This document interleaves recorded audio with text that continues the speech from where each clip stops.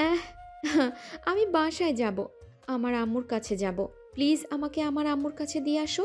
আমি এখানে থাকবো না। এই মেয়ে, কি হয়েছে কি? সবার সাথে আর তুমি এভাবে মরা কান্না শুরু করেছো কেন? বললাম না আমি এখানে থাকবো না। আমাকে আমার আম্মুর কাছে দিয়ে আসুন। আপনি একদম ভালো না। একদম মাইর খাওয়া বলে দিলাম। আমি আবার তোমাকে কি করেছি? এখনও তো তোমার সঙ্গে আমি ঠিকভাবে কথাই বললাম না। তাহলে এভাবে ছোট বাচ্চাদের মতো কান্না করছো কেন? তো আমি কি করব? আপনি একদম ফাজিল, কুত্তা বিলাই। আমার ভাবি তো আমাকে বলেছিল আপনি আমাকে অনেক আদর করবেন, চকলেট কিনে দিবেন। কিন্তু কই, আপনি তো আমাকে কিছুই দিলেন না। শুধু শুধু এখানে ঘরের ভেতর বন্দি করে রেখেছেন। এই মানে তোমার কি মাথা খারাপ হয়ে গেছে নাকি? যে দেখুন, আপনি ভুল করেও আমাকে পাগল বলার চেষ্টা করবেন না। তাহলে কিন্তু আমার চেয়ে খারাপ কেউ হবে না। এটা আমি আপনাকে বলে দিলাম। তাহলে কি বলবো তোমাকে? তুমি নিজে সেটা বলে দাও। আমাকে এক্ষুনি আমাদের বাড়িতে দিয়ে আসবেন। আমি এখানে আর এক মুহূর্ত থাকবো না। এখানে একটা টমিও নেই আমার সঙ্গে খেলা করার জন্য। নদীর বলা সবগুলো কথা শুধুমাত্র আয়ানের মাথার উপর দিয়ে যাচ্ছে। সে কোনোভাবেই এটা মেনে নিতে পারছে না যে তার বিয়ে করা বউ তাকে এই কথাগুলো বলছে। একদম ঠিকই শুনতে পেরেছেন, আয়ান এবং নদীর আজকেই বিয়ে হয়েছে। আর তারপর আজ সন্ধ্যায় নদীকে আয়ানদের বাড়িতে নিয়ে আসা হয়েছে। সেই থেকে নদীকে আয়ানের রুমে বসিয়ে রাখা হয়েছে। আয়ানদের বাড়িতে কোনো মেয়ে মানুষ নেই। আর বিয়েটাও এরকম কোনো অনুষ্ঠান করে হয়নি, তাই বাহিরের কোনো মেহমানও আসেনি। এদিকে বাসায় আসার সঙ্গে সঙ্গেই আয়ানের হসপিটাল থেকে কল এসেছিল, তাই আয়ানকে সঙ্গে সঙ্গেই হসপিটালে চলে যেতে হয়েছিল। আর আয়ানের আম্মু বাসায় আসার সঙ্গে সঙ্গেই বাসার কাজে ব্যস্ত হয়ে পড়েন, তাই নদীর সঙ্গে কেউ এখনো পর্যন্ত কথাও বলেনি। এদিকে আয়ান হসপিটাল থেকে আসার পর রুমে প্রবেশ করলো, আর তখনই নদী উপরোক্ত কথাগুলো আয়ানকে বলল। বিয়ে করা বউয়ের মুখ থেকে উপরোক্ত কথাগুলো শুনে নিজের কানকে বিশ্বাস করতে পারছিল না আয়ান। দেখতে তো একেবারে ছোট বাচ্চা বলে মনে হচ্ছে না, 17-18 বছরের মেয়ে হবে বলে মনে হয়। তার কাছ থেকে এই কথাগুলো শোনা কতটা যুক্তিযুক্ত জানা নেই আয়ানের। হসপিটালে জরুরি একটা অপারেশন করার ছিল, তাই আয়ানকে তাড়াতাড়ি করেই হসপিটালে চলে যেতে হয়েছিল। আয়ান হসপিটাল থেকে এসে ভীষণই ক্লান্ত হয়ে পড়ে, তাই এসব কথায় পাত্তা না দিয়ে আলমারি থেকে টাওয়ালটা বের করে এসে ওয়াশরুমে ঢুকে যায়। এদিকে নদী তখনও বিছানায় বসে বসে বাচ্চাদের মতো কান্না করেই চলেছে। তার কান্না যেন থামার কোনো নাম গন্ধ নেই। হ্যাঁ, আমি বাড়ি যাব। আম্মু, কই তুমি? আমাকে এখান থেকে নিয়ে যাও। আমি এখানে আর থাকবো না। এই বাড়ির মানুষগুলো একটাও ভালো নয়। আয়ান ফ্রেশ হয়ে ওয়াশরুম থেকে বের হয়েও দেখতে পেল নদী তখনও এভাবেই কান্না করে চলেছে। আয়ান নিজের চুল মুছতে মুছতে নদীর সামনে এসে দাঁড়ালো আর বলতে লাগলো। এই সমস্যা কি তোমার? তুমি এভাবে ভ্যা ভ্যা করছো কেন? বললাম না আমি বাড়ি যাব। আমি এখানে আর থাকবো না। আমাকে কেন বাড়িতে দিয়ে আসছেন না? আয়ান আর এটা মেনে নিতে পারছিল না। বিয়ে করে বাড়িতে বউ নিয়ে এসেছে, এখনো বউয়ের সঙ্গে বসে ঠিকমতো দুটো কথাই বলা হলো না, আর এখনই কিনা বউ বাবার বাড়ি চলে যেতে চাইছে। এটা মেনে নেওয়া অন্য ছেলে মানুষের পক্ষে যতটাও সহজ নয়, আয়ানের পক্ষেও সেরকমই ছিল। আয়ান এই সব কিছু আর সহ্য করতে না পেরে তার আম্মুকে ডাকতে শুরু করলো। আম্মু, ওই আম্মু, কই তুমি? একবার আমার রুমে আসো তো তাড়াতাড়ি। তখনও কিচেনে কাজ করছিলেন রাজিয়া বেগম। ছেলের ডাক শুনে তাড়াতাড়ি করে হাত ধুয়ে ছেলের রুমে চলে আসলেন তিনি। আয়ান তখনও টাওয়াল হাতে নিয়েই দাঁড়িয়ে আছে। নিজের ছেলেকে এভাবে দাঁড়িয়ে থাকতে দেখে রাজিয়া বেগম বলতে লাগলেন। কি ব্যাপার বাবা, কি হয়েছে? এভাবে চেঁচাচ্ছিস কেন? আমি তো কিচেনে কাজ করছিলাম। আমি চেঁচাচ্ছি নাকি অন্য কেউ চেঁচাচ্ছে সেটা তুমি নিজের চোখে দেখতে পাচ্ছ না? আমাকে কেন জিজ্ঞাসা করছো? বলতেই রাজিয়া বেগমের চোখ গেল বিছানার উপর বসে থাকার নদীর উপর। নদী কান্না করতে করতে নিজের চোখ দুটো একদম ফুলিয়ে ফেলেছে। রাজিয়া বেগম বুঝতে পারলেন না কি এমন হয়েছে যার কারণে মেয়েটা এভাবে কান্না করে নিজের চোখ দুটো একদম ফুলিয়ে ফেলেছে। তিনি আস্তে আস্তে নদীর পাশে গিয়ে বসলেন। তারপর নদীর পিঠে হাত বুলিয়ে দিতে দিতে বলতে লাগলেন। কি ব্যাপার মা, কি হয়েছে? তুমি এভাবে কান্না করছো কেন? আয়ান তোমাকে কিছু বলেছে? শাশুড়ির কণ্ঠ শুনে নদীর কান্নার গতি যেন আরো বেশি বেড়ে গেল। সে আরো জোরে কান্না করতে লাগলো আর বলতে লাগলো। আমি বাড়ি যাব। আমি এখানে আর থাকবো না। আপনার ছেলে একদম ভালো নয়। হ্যাঁ, সেটা না হয় বুঝতে পারলাম, কিন্তু আমার ছেলে করেছেটা কি সেটা তো আমাকে বলবে। তখনই নদী নিজের কান্না থামিয়ে তার শাশুড়ি আম্মুকে বলতে লাগলো। আমাদের বাড়ি থেকে আসার সময় আমার ভাবি আমাকে বলে দিয়েছিল আমার জামাই নাকি আমাকে চকলেট কিনে দিবে, টেডি এনে দিবে, কিন্তু আপনার ছেলে তো আমাকে কিছুই কিনে দিল না। এদিকে আমার ক্ষুধা লেগেছে, আমাকে খাবার পর্যন্তও দিল না। তখনই রাজিয়া বেগম নিজের জিভে কামড় দিলেন। হ্যাঁ, সত্যিই তো, মেয়েটা এই বাড়িতে এসেছে অনেকক্ষণ হয়ে গেছে, কিন্তু তিনি সংসারের কাজে এতটাই ব্যস্ত হয়ে পড়েছিলেন যে মেয়েটাকে খাবার পর্যন্ত দিতে ভুলে গেছিলেন। আর একটা বারের জন্যেও তিনি জিজ্ঞাসা পর্যন্ত করেননি, তাই তিনি নদীকে বলতে লাগলেন। আই এম সো সরি মা, আমার ভুল হয়ে গেছে। তুমি আমাকে জাস্ট 2 মিনিট সময় দাও, আমি তোমার জন্য খাবার নিয়ে আসছি। আমার লাগবে না আপনাদের খাবার, আমি বললাম তো আমি এই বাড়িতে আর এক মুহূর্ত থাকবো না।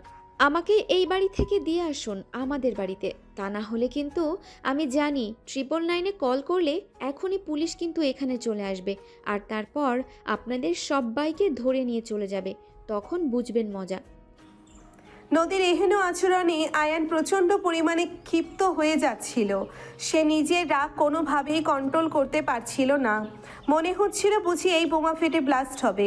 রাজিয়া বেগম নিজের ছেলের অবস্থাটা খুব ভালোভাবেই বুঝতে পারেন, কিন্তু তিনি নিজেও এরকমটা কখনো কল্পনাও করেননি যে নদী এতটাই বাচ্চামি করে।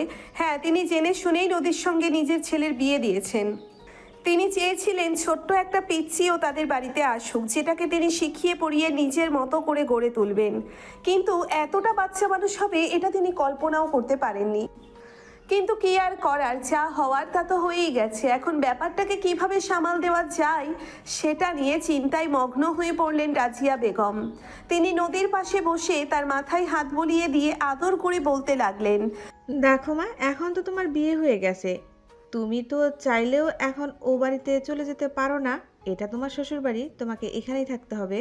বললাম তো আমি এখানে থাকবো না, আপনারা কেউ ভালো না, আপনারা কেউ আমাকে কিচ্ছু দেননি, তাহলে আমি কেন থাকবো? আচ্ছা মা, ঠিক আছে, তোমার কি লাগবে তুমি আমাকে বলো, আমি এক্ষুনি তোমার সব কিছু এনে তোমার ব্যবস্থা করছি। আমার অনেকগুলো চিপস, চকলেট আর টেডি লাগবে, আর একটা বিড়াল লাগবে। আমার ভাবি বলেছে আজ নাকি আমাদের বাসর রাত, আর আজকের রাতে নাকি বিড়াল মারতে হবে। নদীর এমন কথা শুনে রাজিয়া বেগম লজ্জায় পড়ে গেলেন, আর এদিকে আয়ান রেগে লাল হয়েছে।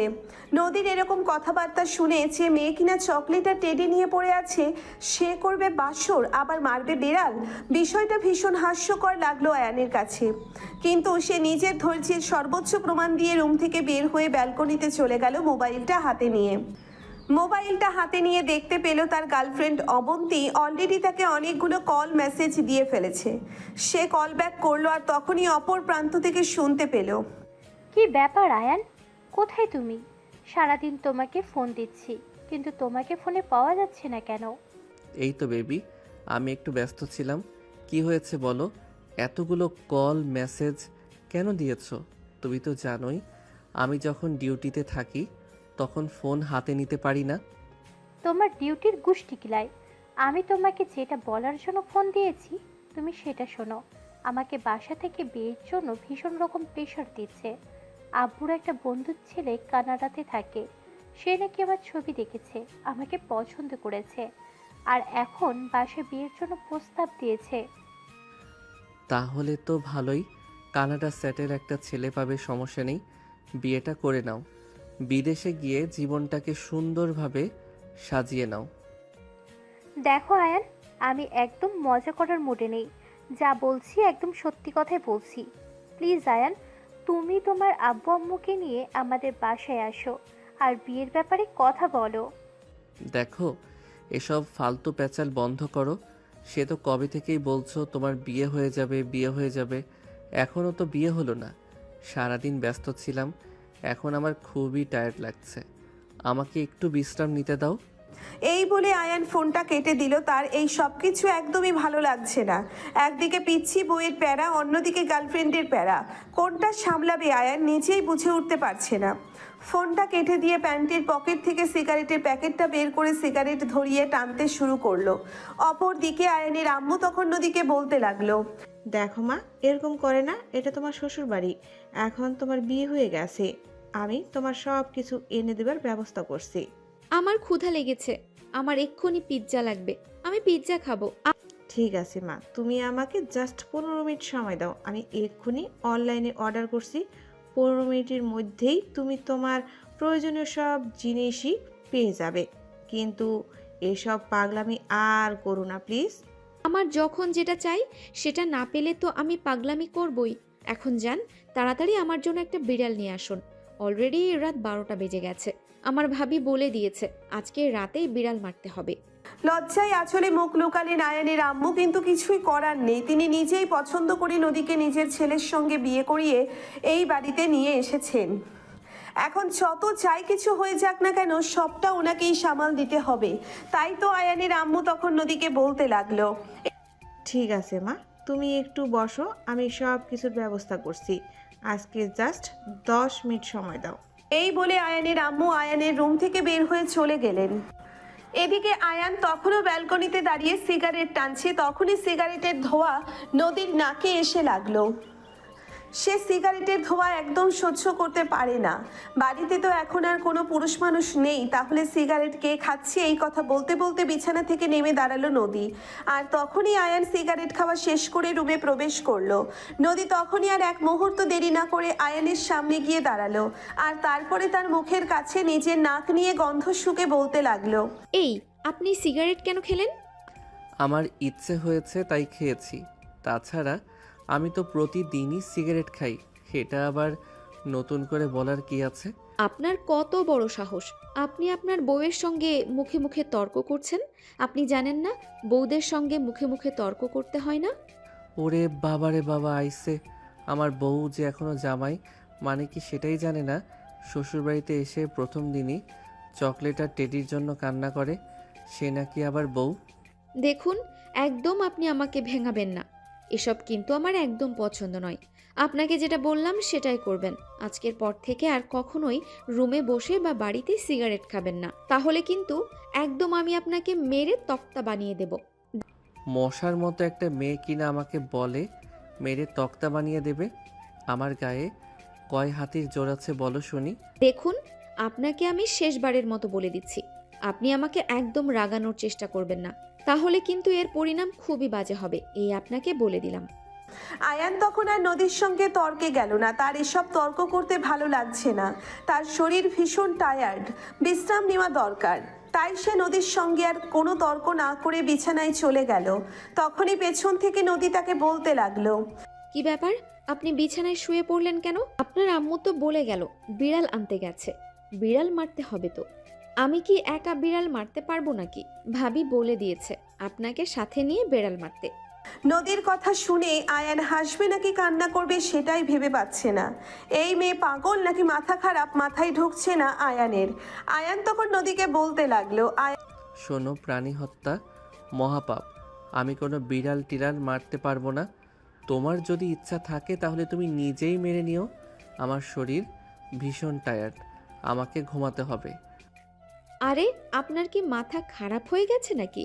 ভাবি তো আমাকে বলে দিয়েছে বাসর রাতে নাকি ঘুমাতে হয় না, সারা রাত নাকি জামাই বউ গল্প করে আর বিড়াল মেরে রাত কাটিয়ে দেয়।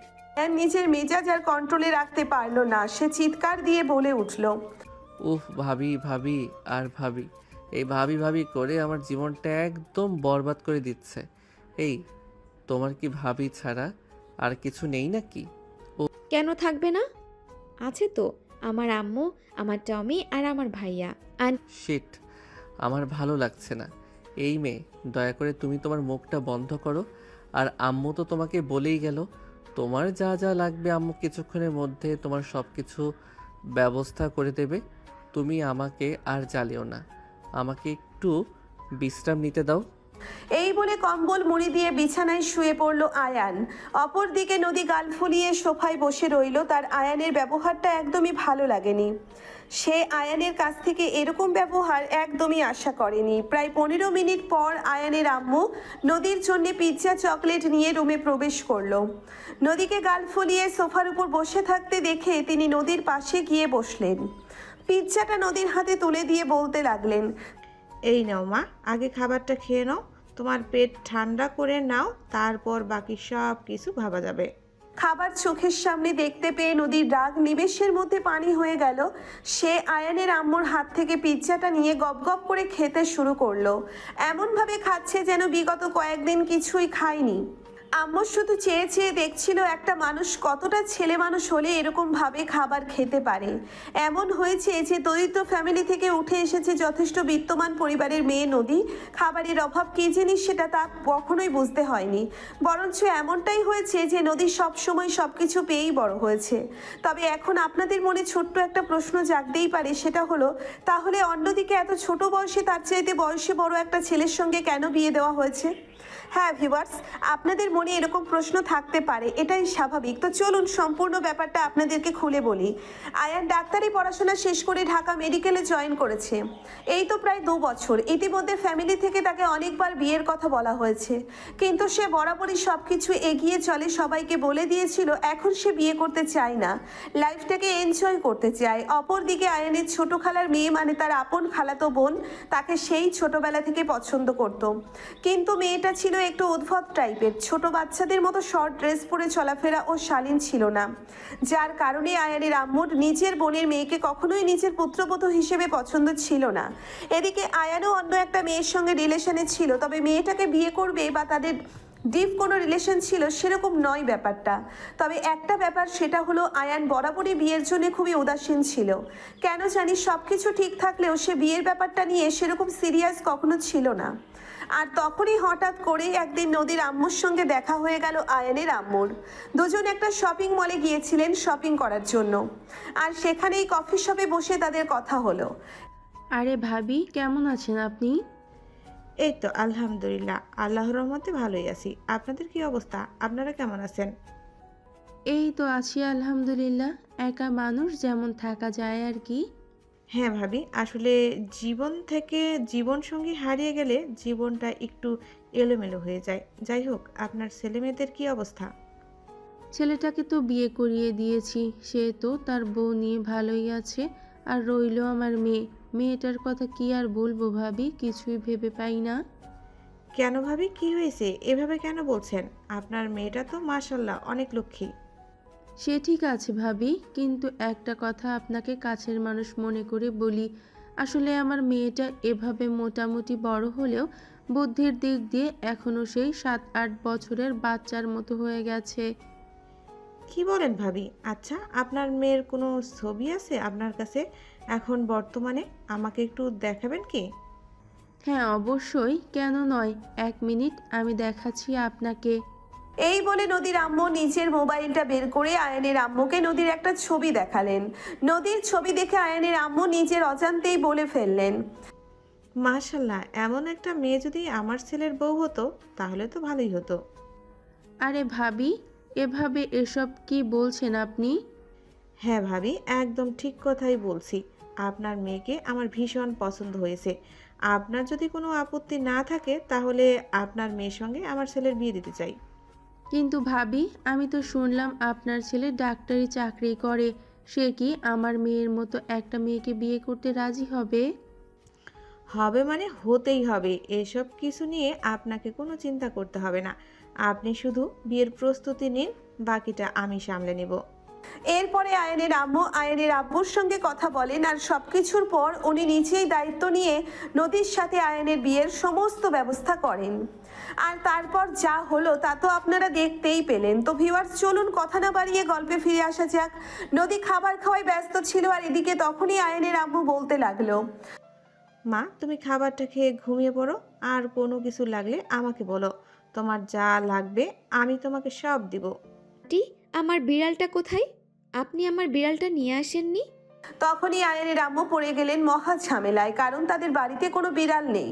আর এখন এই মাঝরাতের বেলা তিনি বিড়াল কোথায় পাবেন, তাই তিনি নদীকে বলতে লাগলেন, এত রাত বেরাতে বেড়াল পাওয়া যায়নি, তবে তুমি কোনো চিন্তা করো না, কাল আমি যেখান থেকে পারি তোমার জন্য বিড়াল এনে দেব।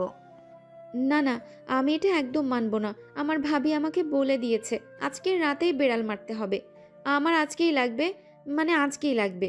আমি আর কোনো কথাই শুনবো না। কিন্তু মা, এত রাতে তো আমি বিড়াল কোথাও পাবো না। আর আমি বললাম তো, আমি তোমাকে কাল এনে দেব। কাল তুমি বিড়াল মেরো, কোনো প্রবলেম হবে না। তুমি আমার উপরে ভরসা রাখতে পারো। আমি তো তোমার আন্টি, আমি তো তোমাকে মিথ্যা কথা কখনোই বলবো না। আচ্ছা ঠিক আছে, আপনি বললেন বলে শুধু আমি আপনার উপর ভরসা করলাম, তা না হলে আমি কখনোই এটা মেনে নিতাম না। তবে কাল কিন্তু আমার বেড়াল লাগবেই, আমি কিন্তু কাল আর কোনো কথা শুনবো না।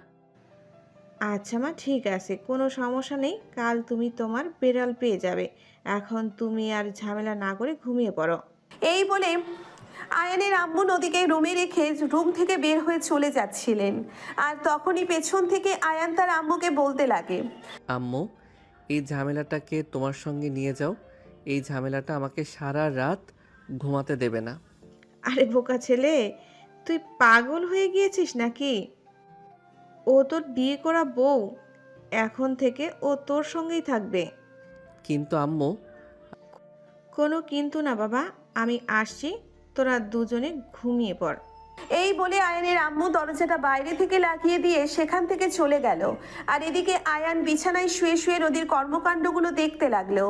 একটা মানুষ কতটা বাচ্চামি করলে এরকম কিছু করতে পারে, এটাই ভেবে পায় না আয়ান। তার ভীষণ রকম হাসি পাচ্ছে এসব কিছু ভাবতে ভাবতে। এরকম একটা পিচ্ছি মেয়ে বউ হলো তার, যে কিনা এখনো জামাই মানেটা কি সেটাই জানে না, আর সে মারবে নাকি বিড়াল। এদিকে ততক্ষণে নদীর খাওয়া শেষ হয়ে গেছে। যদি তখনই সামনের দিকে তাকিয়ে দেখতে পেল আয়ান তার দিকে হাঁ করে তাকিয়ে আছে।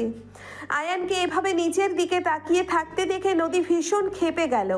আয়ানকে বলতে লাগলো, ওই মিয়া, আপনার তো নজর ভালো না, আপনি এভাবে আমার দিকে তাকিয়ে আছেন কেন? আমার যদি পেট ব্যথা করে তাহলে কিন্তু একদম ঘুষি মেরে আপনার পেট ফাটিয়ে দেব, বলে দিলাম। নদীর এমন কথায় ভীষণ রকম অবাক হয়ে আয়ান নদীকে বলতে থাকে, আর আজব তো, তোমার পেট ব্যথা করবে কেন? এই যে আপনি এভাবে রাক্ষসের মতো আমার দিকে তাকিয়ে আছেন, আপনার খেতে ইচ্ছে করছে, আপনি সেটা আমাকে বললেই পারতেন, একটুখানি আপনাকে দিয়ে দিতাম। তাই বলে এভাবে রাক্ষসের মতো হাঁ করে তাকিয়ে থাকতে হবে? আরে আজব তো, আমি কখন তোমাকে বললাম যে আমার পিৎজা খেতে ইচ্ছা করছে, সেজন্য আমি তোমার দিকে তাকিয়ে আছি? আরে শুনুন শুনুন, এভাবে লজ্জা পেতে হয় না, আমি তো আপনার বউ, আপনি আমাকে বললেই পারতেন, তাহলেই আমি আপনাকে আমার ভাগের থেকে একটু দিতাম। আয়ানের হাসা উচিত নাকি কাঁদা উচিত সে নিজেও ভেবে পাচ্ছে না। কোনো রকম নিজেকে সামলে নিয়ে নদীকে বলতে লাগলো, হয়েছে, অনেক হয়েছে, তোমাকে আমি অনেক যত্ন করেছি। আর না, এখন ঘুমাবে কিনা বলো? হ্যাঁ ঘুমাবো তো, কিন্তু কোথায় ঘুমাবো? এই রুমে তো একটাই বিছানা। একটা রুমে তো একটাই বিছানা থাকে, এসো আমার পাশে এসে শুয়ে পড়ো। আরে না, আমি আপনার বাসায় ঘুমাবো না। আপনি কি আমাকে বোকা পেয়েছেন নাকি? আমি আপনার বাসায় ঘুমাবো আর রাতের বেলা আপনি আমাকে একা পেয়ে আমার সর্বনাশ করবেন, এটা আমি হতে দেব না। মাথায় হাত দিয়ে উঠে বসে আয়ান এই মেয়ে বলে কি, এতক্ষণ কি না যে জামাই জামাই বলে ঢোল পিটাচ্ছে, বেড়াল মারবে বলে চেঁচাচ্ছে, সেই কিনা বলে তার জামাই তার সর্বনাশ করবে। তবুও নিজেকে সামলে নিল আয়ান আর নদীকে বলতে লাগলো, না, আমি সেরকম কিছুই করব না, তুমি আমার উপরে ভরসা রাখতে পারো। আমার ক্যারেক্টার যথেষ্ট ঠিক আছে, আমি তোমার সঙ্গে খারাপ কিছু কখনোই করব না। এই না না, একদমই না, আমি পুরুষ মানুষকে একদম বিশ্বাস করি না। পুরুষ মানুষ মানেই ফালতু, ফাজিল লোক। আপনি আমাকে ভুলিয়ে ভালিয়ে আমার সর্বনাশ করার জন্য এরকম মিষ্টি মিষ্টি কথা বলছেন, সেটা আমি খুব ভালোভাবেই বুঝতে পারছি। উফ আল্লাহ, তুমি আমাকে রক্ষা করো এই মেয়ের হাত থেকে, আমি আর এসব নিতে পারছি না। ম্যান করে কথাটা বলল আয়ান, কিন্তু সেই কথাটা নদীর কান এড়ালো না। সে তখনই আয়ানকে বলতে লাগলো, এই, আপনি আমাকে এভাবে বিড়বিড় করে কি বলছেন? দেখুন, একদম বেশি বিড়বিড় করে কথা বলবেন না, আমি কিন্তু এসব একদমই পছন্দ করি না। যা বলার স্পষ্ট ভাষায় বলবেন। কই না তো, আমি তোমাকে কিছুই বলিনি, বললাম আমি অন্য পুরুষ মানুষদের মতো না, আমাকে তুমি ভরসা করতে পারো, আমি তোমার কোনো ক্ষতি করব না। ওই যে একটু আগে বললে না তুমি আমার বউ হও, তাহলে আমি আমার বউয়ের ক্ষতি কেন করব বলো? ও হ্যাঁ, এটা তো আপনি একদম ঠিক কথাই বলেছেন, আমি তো এটা ভুলেই গিয়েছিলাম যে আমি আপনার বউ। ঠিক আছে, তবে হ্যাঁ, আপনি বিছানার এক পাশে ঘুমাবেন, আমি বিছানার অন্য পাশে ঘুমাবো, মাঝখানে একটা কোল বালিশ দিয়ে রাখবেন। আপনি কিন্তু ভুলেও আমাকে টাচ করবেন না। আচ্ছা বাবা, ঠিক আছে, কোনো সমস্যা নেই, তুমি যেটা মন বলবে সেরকমটাই হবে। আমি তোমাকে একটুও টাচ করব না। আচ্ছা ঠিক আছে, তাহলে এই কথাই রইল। এই বলে নদী বিছানায় চলে আসে। আয়ান মাঝখানে একটা কোলবালিশ দিয়ে নদীকে অপর পাশে শুয়ে পড়তে বলল। নদী বিছানার অপর প্রান্তে শুয়ে পড়ল। তখনই আয়ান লাইট অফ করে দিতে চাইলেই নদী চিৎকার দিয়ে উঠলো আর বলতে লাগলো, এই না না, একদম না, এটা আপনি কি করছেন? লাইট কেন অফ করছেন? আমি লাইট অফ করলে অন্ধকারে ভীষণ ভয় পাই। মানে সারা রাত রুমের লাইট দিয়ে রাখতে হবে? তাহলে আমি ঘুমাবো কিভাবে? আপনি কিভাবে ঘুমাবেন সেটা তো আর আমি আপনাকে বলে দেব না, কিন্তু আপনি কোনোভাবেই রুমের লাইট অফ করতে পারবেন না, এটা আমি আপনাকে করতেই দেব না। আরে বাবা, লাইট অফ না করলে তো আমি ঘুমাতে পারবো না। আর কাল সকালে আমার ডিউটি আছে, হসপিটালে যেতে হবে। এখন না ঘুমালে তো ডিউটিতে দাঁড়িয়ে দাঁড়িয়ে ঘুমাতে হবে। সে আপনি যা ইচ্ছে করেন, তাতে আমার কিছু যায় আসে না, কিন্তু আমি যেটা বললাম সেটাই হবে। আপনি রুমের লাইট অফ করতে পারবেন না, আর যদি আপনার রুমের লাইট অফ করার চেষ্টাও করেছেন তাহলে কিন্তু আমি চিৎকার করব, এই বলে দিলাম। আচ্ছা ঠিক আছে বাবা, আমি রুমের লাইট অফ করব না। এখন চুপচাপ লক্ষ্মী বউয়ের মতো ঘুমিয়ে পড়ো। আচ্ছা ঠিক আছে, আমি ঘুমালাম। এই বলে নদী অপর পাশ করে ঘুমিয়ে পড়ল। এদিকে আয়ানের কোনোভাবেই ঘুম আসছে না, কারণ সে রুমের লাইট অন রেখে কোনোদিনও ঘুমাতে পারে না। যতক্ষণ পর্যন্ত তার চোখে অন্ধকার না লাগবে তার চোখে কোনোভাবেই ঘুম আসবে না। অনেকক্ষণ চেষ্টা করলো কিন্তু কোনোভাবেই চোখের পাতা দুটো এক করতে পারল না আয়ান। রাত প্রায় 3:30টার মতো বাজে, এখনও সে বিছানায় শুয়ে এপাশ ওপাশ করছে, ঘুমাচ্ছে না।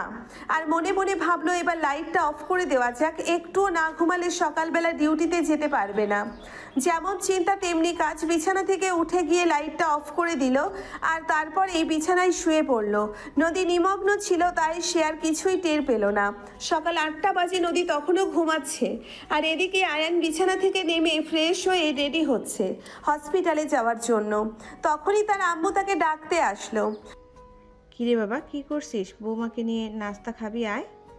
তোমার বৌমাকে তুমি নাস্তা খাইয়ে দিও, এখন আমার সময় নেই, হসপিটালে যাওয়ার সময় হয়ে গেছে। আমাকে নাস্তা দাও, খেয়ে বেরোতে হবে।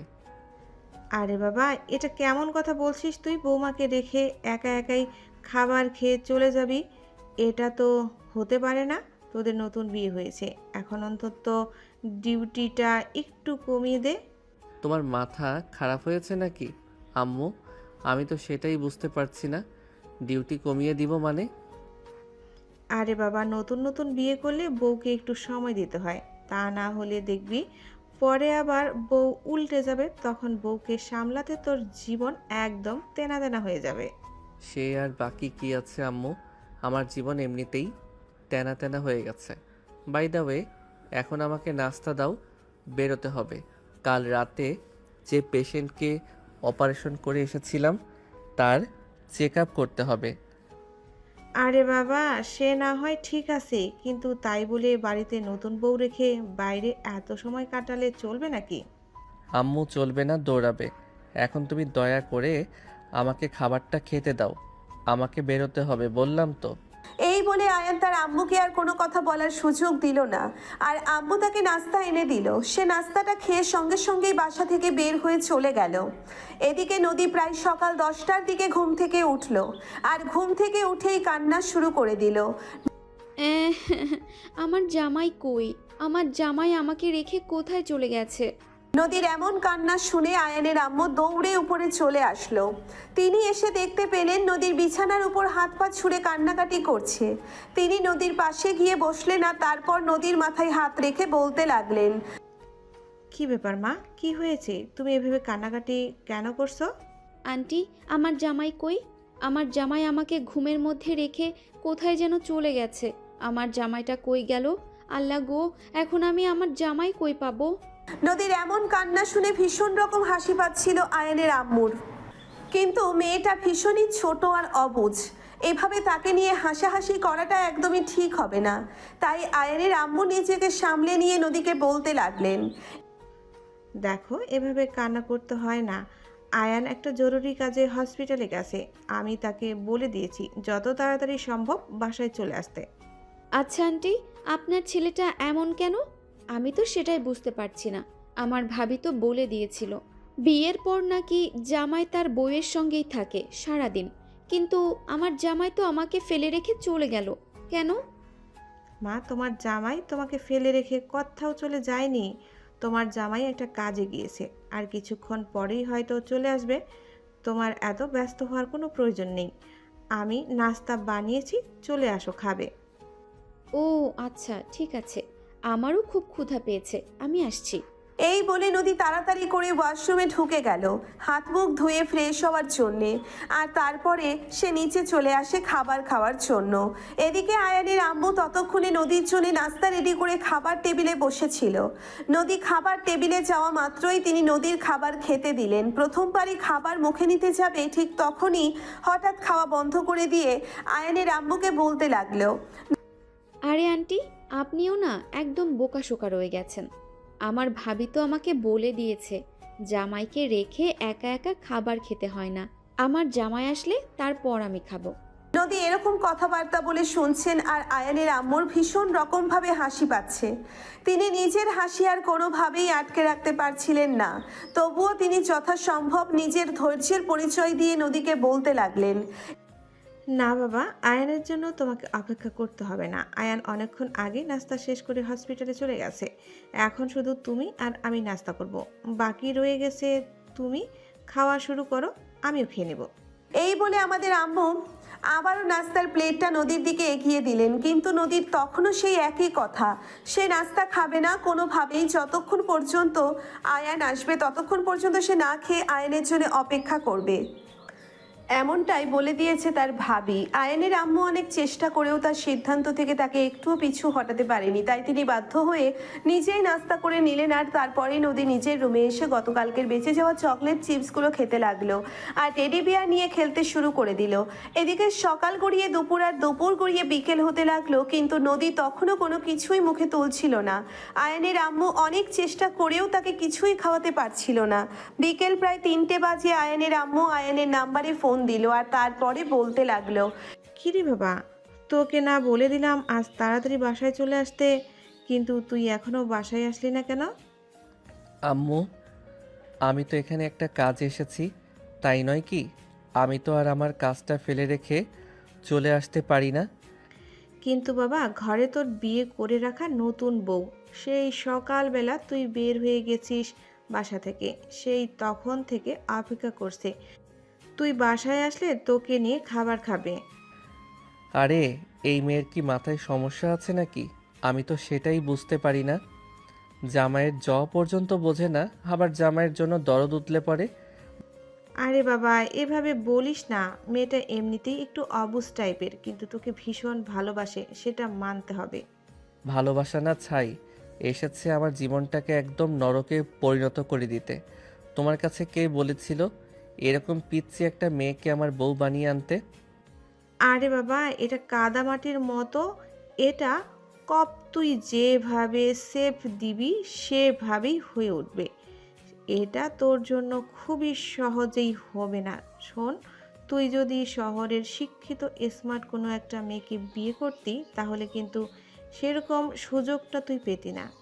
সেটাই ভালো ছিল আম্মু, তাহলে আর আমাকে শিখিয়ে পড়িয়ে মানুষ করতে হতো না। বাই দ্য ওয়ে, আমার ফিরতে লেট হবে। হসপিটালে এখনও অনেক কাজ পড়ে আছে, এগুলো শেষ করে তবেই ফিরতে হবে। তাছাড়া আজ হসপিটালে সার্জন বলতে শুধুমাত্র আমিই আছি। আরও 3টা অপারেশন আছে, এই 3টা অপারেশন শেষ করে তবে আমাকে ফিরতে হবে। বুঝতে পেরেছো? আরে বাবা, এরকম কেন করছিস? আমি তো সেটাই বুঝাতে পারছি না। তোর নতুন বিয়ে হয়েছে, এই মুহূর্তে তোর হসপিটাল থেকে ছুটি নেওয়া প্রয়োজন, আর সেখানে কিনা তুই অন্যদের ডিউটি নিজে পালন করছিস। কিছু করার নেই আম্মু, আমাদের ডাক্তারি পেশাটাই এরকম। এখন আমাকে ফোনটা রাখতে হবে আম্মু, তা না হলে আবার আরও লেট হয়ে যাবে। তুমি তোমার পাগল বৌমাকে বুঝিয়ে সুজিয়ে খাইয়ে দাও, আর তা না হলে এভাবেই উপোস থাকতে দাও। আরে বাবা, এরকম করিস না, যত তাড়াতাড়ি সম্ভব বাসায় ফিরে আসিস।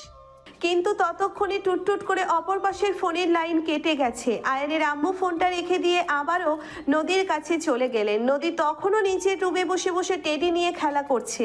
আয়ানের আম্মু নদীর পাশে গিয়ে বসলেন আর তারপরেই বলতে লাগলেন, আরে মা, তুমি এখনো এখানে বসে আছো? খাবে চলো। আমার জামাই চলে এসেছে আন্টি।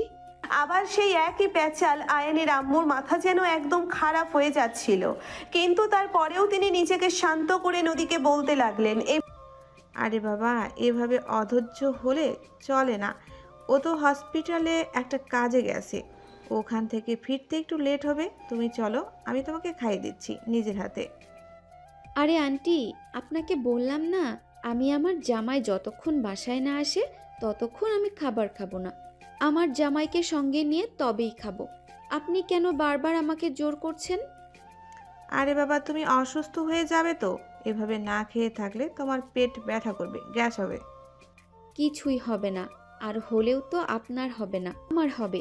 হলে হোক, তাতে আমার কিছু যায় আসে না।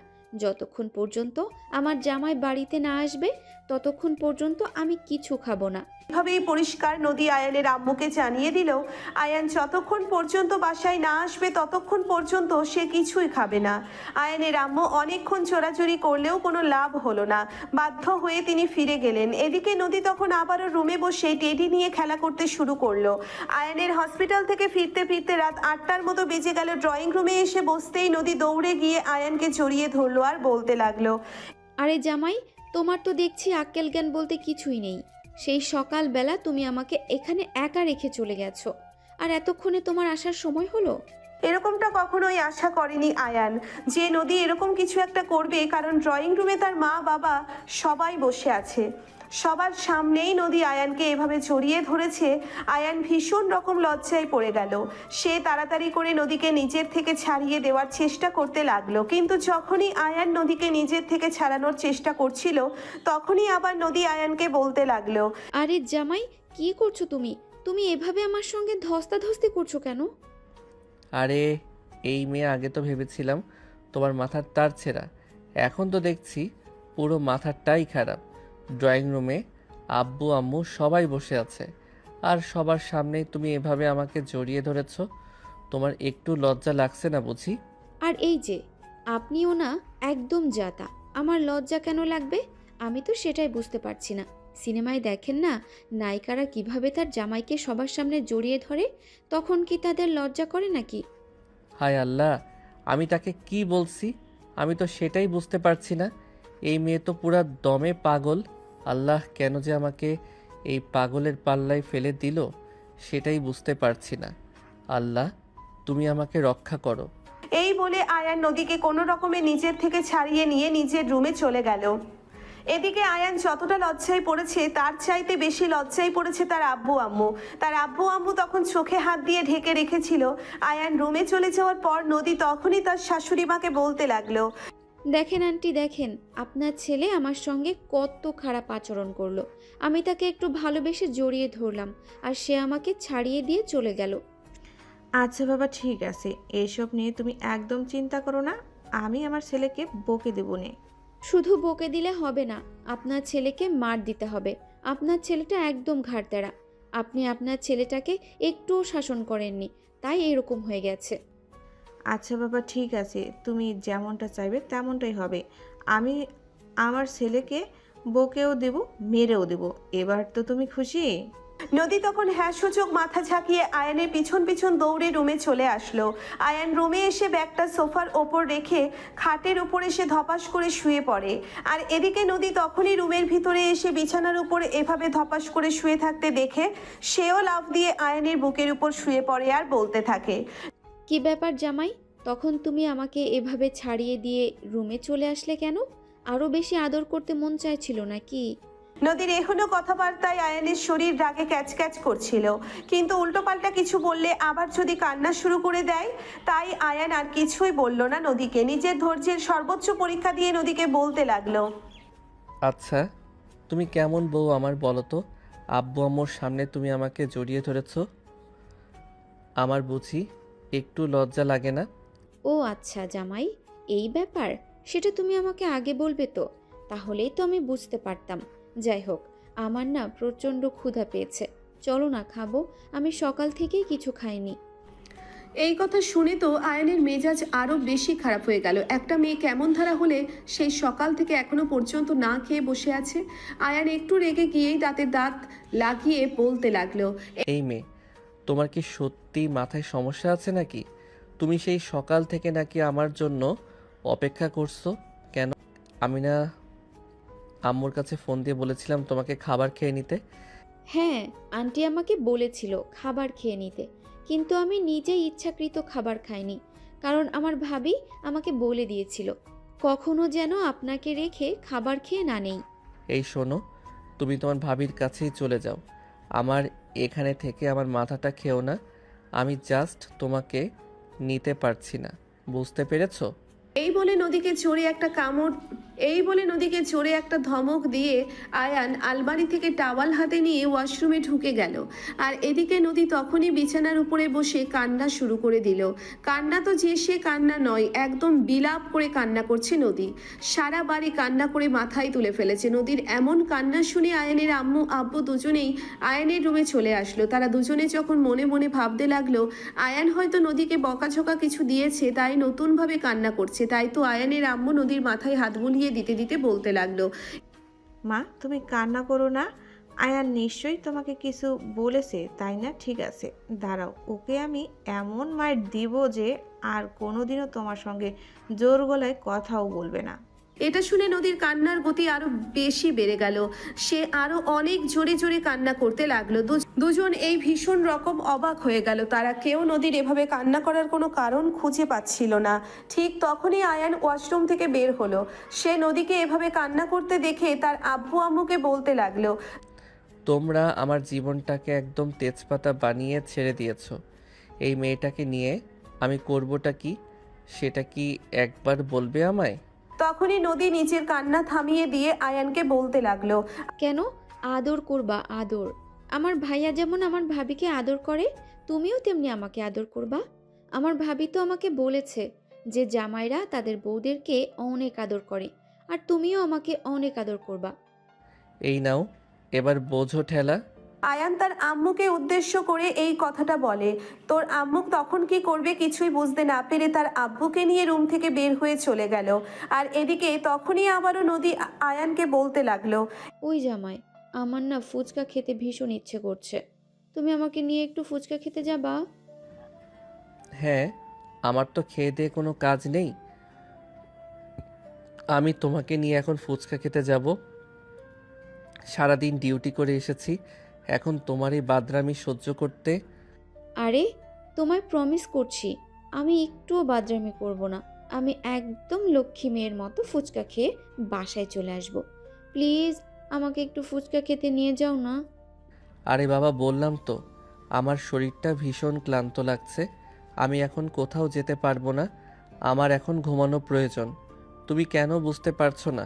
দেখো, তুমি যদি আমাকে নিয়ে না যাও তাহলে কিন্তু আমি সত্যি বলছি তোমাকে একটুও ঘুমাতে দেব না। তোমাকে প্রচণ্ড বিরক্ত করব, এতটা বিরক্ত করব তুমি কল্পনাও করতে পারো না। এটা কিন্তু একদম বেশি হয়ে যাচ্ছে, আমি কিন্তু একদম বাসা ছেড়ে অনেক দূরে কোথাও চলে যাব, আর কখনো এই বাসায় ফিরে আসবো না, এই বলে দিলাম।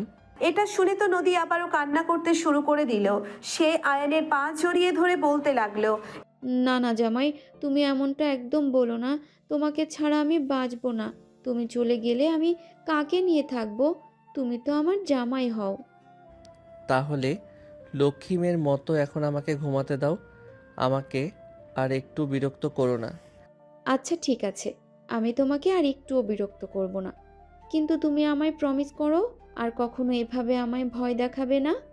আচ্ছা ঠিক আছে, এখন খাবে চলো। আম্মুর কাছে শুনলাম তুমি নাকি সারাদিন কিছু খাওনি। এই বলে আয়ান নদীকে নিয়ে খাবার টেবিলে চলে গেল। আয়ানের আম্মু তখনই তাদের দুজনকে খাবার খেতে দিল। তখনই ঘটলো আর এক বিপত্তি। আয়ান নিজের খাবার নিজেই খেয়ে নিচ্ছিল, কিন্তু নদী চুপচাপ বসে আছে, কোনো কথা বলছে না। তখনই আয়ানের আম্মু নদীকে জিজ্ঞাসা করতে লাগলো, কি হয়েছে? আর এই কথা শুনেই নদী আয়ানের আম্মুকে বলতে লাগলো সে নিজের হাতে খাবার খাবে না, আয়ানকে তাকে খাবার খাইয়ে দিতে হবে। আয়ান পড়ে গেল মহা ঝামেলায়। সে কখনোই কাউকে নিজের হাতে খাবার খাইয়ে দেয়নি। রাগে ফুসফুস করছিল নদীর এমন আবদারে, কিন্তু তখনই আয়ানের আম্মু আয়ানকে বলতে লাগলো, প্লিজ বাবা এরকম করিস না, নদী এখন অনেক ছোট, প্লিজ ওকে একটু মানিয়ে নে, দেখবি তোর জীবনে অনেক সুখ আসবে, তুই অনেক সুখী হবি একদিন, তুই নিজেই বলবি এই মেয়েটাই তোর জন্য পারফেক্ট। হ্যাঁ, আমার জীবনটাকে জ্বালিয়ে পুড়িয়ে তামা তামা করে দিয়ে তারপর আর কোনো সুখের আমার প্রয়োজন নেই। এই বলে আয়ান নদীর খাবারের প্লেটটা নিচের হাতে তুলে নিল আর তারপর নদীকে খাবার খাইয়ে দিতে লাগলো। খাওয়া শেষ হলে নদী আম্মুর সঙ্গে ওনার রুমে চলে গেল গল্প করার জন্য। আর এদিকে আয়ান সিগারেটের প্যাকেটটা হাতে নিয়ে ছাদে চলে আসে, কারণ গতকাল রাতে তো নদী বলেই দিয়েছে আয়ান যেন বাসার ভিতরে সিগারেট না খায়। আর আজকে যদি আবারও রুমের ভিতরে এসে দেখে আয়ান ব্যালকনিতে বা রুমের ভিতরে কোথাও সিগারেট খাচ্ছে, তাহলে আবার কি শুরু করে দেবে আল্লাহই জানে। তাই কোনো রিস্ক নেওয়ার চাইতে সাবধানে থাকাটাই বুদ্ধিমানের কাজ। নদী বেশ কিছুক্ষণ আয়ানের আম্মুর সঙ্গে গল্পগুজব করে রুমে চলে আসে। তার ঘুম পাচ্ছিল তাই, কিন্তু রুমে এসে যখন আয়ানকে দেখতে না পেলে সে সারা বাড়ি জুড়ে আয়ানকে খুঁজতে শুরু করলো। এদিকে আয়ান মনের সুখে ছাদে দাঁড়িয়ে সিগারেট টানছিল। ঠিক এই মুহূর্তেই তার ফোনটা বেজে উঠল। আয়ান মোবাইলটা হাতে নিয়ে দেখে তার গার্লফ্রেন্ড তাকে ফোন করেছে। প্রথমে সে ফোনটা রিসিভ করতে চাইল না, কিন্তু পরপর ফোনটা বেজেই চলেছিল, তাই তাকে বাধ্য হয়ে ফোনটা রিসিভ করতে হলো। আর ফোনটা রিসিভ করতেই অপর প্রান্ত থেকে শুনতে পেল, এই কি ব্যাপার আয়ান? আমি তো খুব ভালোভাবে বুঝতে পারছি যে তুমি আমাকে অ্যাভয়েড করছো, কিন্তু অ্যাভয়েড করার কারণটা কি আমি জানতে পারি? আরে বাবা, অ্যাভয়েড করার কারণ কিছুই নেই, আমার এমনিতেই ভালো লাগছে না। প্লিজ তুমি আমায় ডিস্টার্ব করো না। সারাদিন হসপিটালের কাজে খুবই ব্যস্ত ছিলাম। আজ সারাদিনে প্রায় 10টারও বেশি সার্জারি করেছি। সো প্লিজ আমি একটু রিল্যাক্সে থাকতে চাই। এটা তো তোমার নতুন কিছু নয়, তুমি তো এর আগেও এইসব কিছু করেছো, তাই না? তাহলে এখন তুমি আমাকে কেন অ্যাভয়েড করছো সেটার কারণ আমি জানতে চাইছি। কারণ কিছুই নেই, আমি যেটা বললাম সেটাই। আমি কদিন ধরে খুবই ব্যস্ত আছি। Please believe me. তুমি কাল বিকেলে আমার সঙ্গে দেখা করবে এবং সেটাই শেষ কথা। আমি তোমার সঙ্গে দেখা করে সব কিছু কথা বলতে চাই। আমি তোমাকে কথা দিতে পারছি না অবন্তী। আমি যদি সময় পাই তাহলে অবশ্যই তোমাকে টেক্সটে জানাবো। আমি তোমার কোনো এক্সকিউজ শুনতে চাই না, তোমাকে যেটা বলছি সেটাই করতে হবে। তুমি কাল আমার সঙ্গে দেখা করবে মানে করতেই হবে, আর কোনো কথা নয়। এই বলে অপর প্রান্ত থেকে টুটটুট করে ফোনটা কেটে গেল। আয়ান অবন্তীকে কিছু বলতে চেয়েও আর বলতে পারল না। আয়ান কি করবে কিছুই ভেবে পাচ্ছিল না, কোনো কিছুই তার বুঝে আসছে না। একদিকে তো মেয়েটার সঙ্গে অনেক দিন ধরে রিলেশন, অন্যদিকে এই পিচ্ছি বউয়ের জ্বালা। সে নিজে ভুল করেছে এটা সে খুব ভালোভাবেই বুঝতে পারছে। তার রিলেশন থাকা সত্ত্বেও অন্য একটা মেয়েকে বিয়ে করাটা একদম ঠিক হয়নি। করেছে তো করেছে, সেই ব্যাপারটা এখনও এই মেয়েটার কাছে গোপন রেখেছে। আয়ান কিভাবে অবন্তীকে এই ব্যাপারটা খুলে বলবে সেটাই ভেবে পাচ্ছিল না। তবে সে মনে মনে সিদ্ধান্ত নিয়েই রেখেছে যদি কাল অবন্তীর সঙ্গে দেখা হয় তাহলে অবশ্যই নদীর ব্যাপারটা অবন্তীর কাছে শেয়ার করবে। তারপর যা হওয়ার হবে, একদিন না একদিন তো অবন্তী সত্যিটা জানতেই পারবে। তার থেকে এটাই ভালো হয় যত দ্রুত সম্ভব অবন্তী এই ব্যাপারটা জেনে যায় আর আয়ানের পথ থেকে সরে দাঁড়ায়, ততটাই আয়ানের জীবনটা সহজ থেকে সহজতর হয়ে যাবে। তবে আদেও কি সেরকমটা হবে সেটা দেখার জন্য বাকি গল্পটাও মনোযোগ সহকারে শুনতে হবে। চলুন ভিউয়ার্স, কি হয় সেটা জানা যাক। এদিকে নদী আয়ানকে সারা বাড়ি খোঁজাখুঁজি করে কোথাও না পেয়ে চলে আসলো ছাদে। আয়ান এক মনে সিগারেট টানছে আর আকাশের দিকে তাকিয়ে আছে। ঠিক তখনই পেছন থেকে নদী বলতে লাগলো, আরে ওই জামাই, তুমি এখনো কি করছো? আমি তো সারা বাড়ি তোমাকে খুঁজে এলাম, কোথাও তোমাকে খুঁজে পেলাম না। হঠাৎ আচমকা নদীর ডাকে আয়ান সিগারেটটা দূরে ছুঁড়ে ফেলে দিয়ে নদীর দিকে ফিরে তাকালো আর বলতে লাগলো, আসলে আজকের আকাশের চাঁদটা ভীষণ সুন্দর, তাই তো আমি চাঁদ দেখতে এখানে এসেছিলাম। ও আচ্ছা, এই কথা। তুমি চাঁদ দেখতে আসবা, তাহলে আমাকে নিয়ে আসবা না? আমিও তোমার সঙ্গে আসতাম। না মানে আসলে তুমি তো আম্মুর সঙ্গে বসে গল্প করছিলে, তাই আমি একা একাই চলে আসলাম। ভাবলাম হয়তো তুমি আম্মুর সঙ্গেই থাকবে, তাই তোমাকে বিরক্ত করলাম না। আরে যা, আপনি আমার কাছে সবচাইতে বেশি ইম্পর্ট্যান্ট। আপনি আমাকে ডাকলে আমি আসবো না, এমনটা কখনোই হবে না। আপনার যখন মনে হবে তখনই আপনি আমাকে ডাকবেন। আমি ৭ সমুদ্র ১৩ নদীর ওপারে থাকলেও চলে আসব। ও আচ্ছা, ঠিক আছে। আচ্ছা সোনা, তুমি একটু আমার কাছে এসে বসো, তোমার সঙ্গে একটু কথা বলি। বলতেই নদী আয়ানের একদম কাছে চলে আসলো আর তারপরে সে আয়ানকে বলতে লাগলো। হ্যাঁ, বলো কি বলবা? তখনই আয়ান নদীকে নিয়ে সাথে থাকা দোলনাটা গিয়ে বসলো। আস্তে আস্তে দোল খেতে খেতে নদীকে বলতে লাগলো। আচ্ছা, তুমি পড়াশোনা করো না? না, আমার পড়াশোনা করতে ভালো লাগে না। আমার আম্মু তো আমাকে অনেকবার স্কুলে ভর্তি করে দিয়েছে, অনেক স্কুলে, কিন্তু আমি একদমই স্কুলে যেতে পছন্দ করি না। কারণ ওখানকার মানুষ না খুবই দুষ্টু, আমাকে নিয়ে মজা করে খালি। এটা কেমন কথা? আমাদের সবারই তো পড়াশোনা করা উচিত, শিক্ষিত হওয়া উচিত, তাহলে তুমি এমন কেন?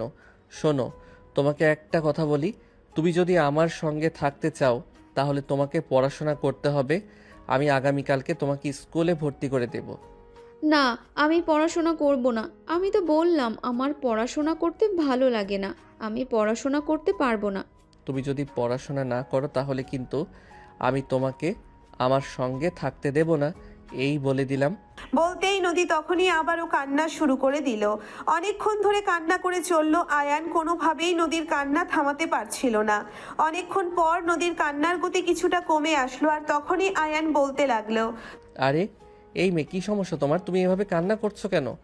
আমি তো তোমাকে শুধু পড়াশোনা করতে বলেছি, আমি কি তোমাকে মারধর করেছি নাকি? আচ্ছা ঠিক আছে, আমি পড়াশোনা করব, কিন্তু তুমি কখনো আমাকে ছেড়ে যাওয়ার কথা বলতে পারবে না।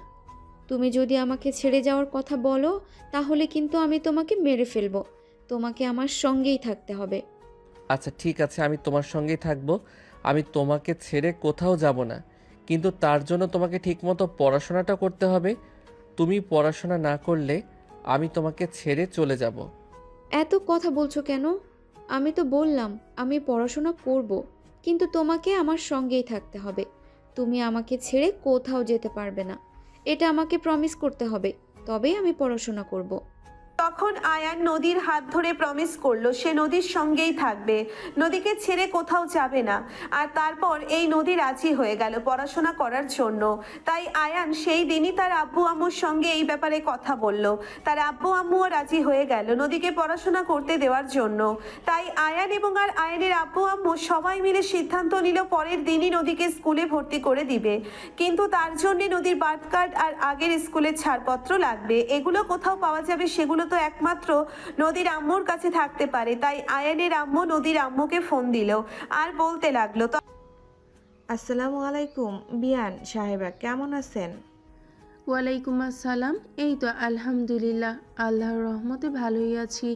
আপনাদের কি অবস্থা? আপনারা কেমন আছেন? আমার মেয়েটা নিশ্চয়ই আপনাদেরকে জ্বালিয়ে মারছে, তাই না? সে নিয়ে আপনাকে চিন্তা করতে হবে না। একটা দরকারে আপনাকে কল করেছি, একটা জিনিস লাগবে, দিতে পারবেন? যদি আমার সাধ্যের মধ্যে হয় তাহলে অবশ্যই দেওয়ার চেষ্টা করব। আরে আপনার কি মাথার সমস্যা আছে নাকি? আপনি ভাবলেন কি করে আমি আপনার কাছে এমন কিছু চাইবো যেটা আপনি দিতে পারবেন না?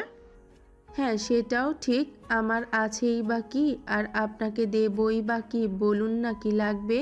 তখনই আয়ানের আম্মু নদীর আম্মুকে সবকিছু খুলে বলল। সবকিছু শুনে নদীর আম্মু বলতে লাগলো।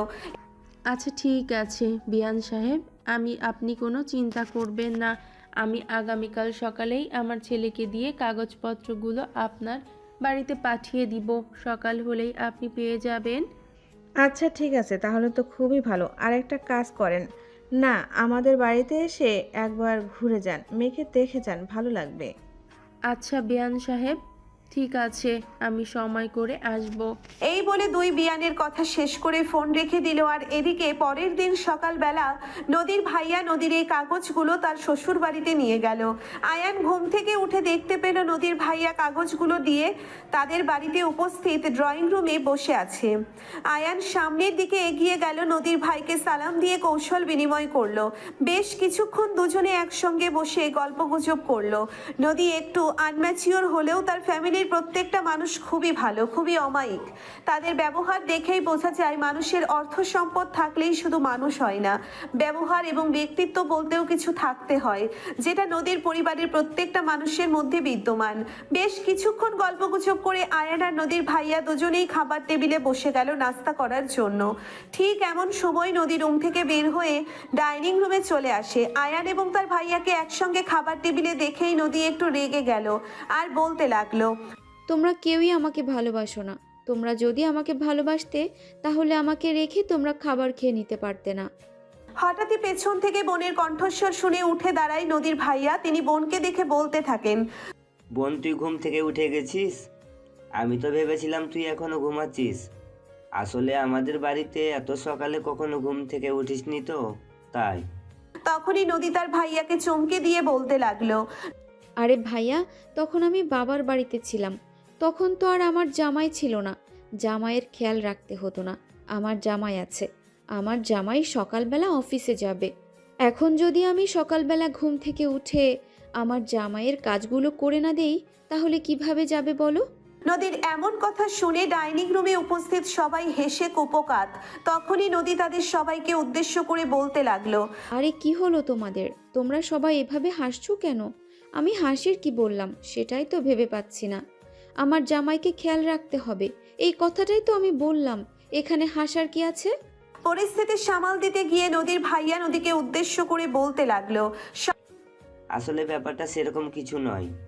তুই তো আগে এমন ছিলি না। বিয়ের পর জামাইকে এতটা ভালোবাসছে, সেটা থেকে আমরা সবাই ভীষণ খুশি হয়েছি। সেজন্যই আমরা সবাই হাসছিলাম, এ আর কি। ও আচ্ছা, তাই বলো। আমি তো আরো ভেবেছিলাম তোমরা কি নাকি এভাবে হাসাহাসি করছো। আর যাই হোক, ভাইয়া, আম্মু কেমন আছে? আম্মুকে তোমার সাথে নিয়ে আসলে না কেন? আম্মুকে খুব মিস করছিলাম। আলহামদুলিল্লাহ, সবাই ভালো আছে। আগামী শুক্রবার জামাইকে নিয়ে আমাদের বাড়িতে যাস, কদিন থেকে আসবি। আরে না ভাইয়া, তুমি যে কি বলো না। এখন তো আমার বিয়ে হয়ে গেছে। এখন তো আমি শ্বশুর বাড়িতেই থাকবো। তোমাদের বাড়িতে কেন যাব বলো?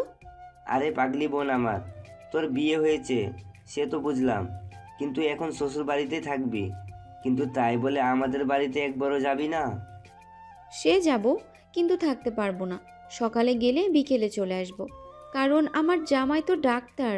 আমার জামাইয়ের তো আবার হসপিটালে ডিউটি আছে। সে তো ডিউটি রেখে তোমাদের বাড়িতে পড়ে থাকতে পারবে না।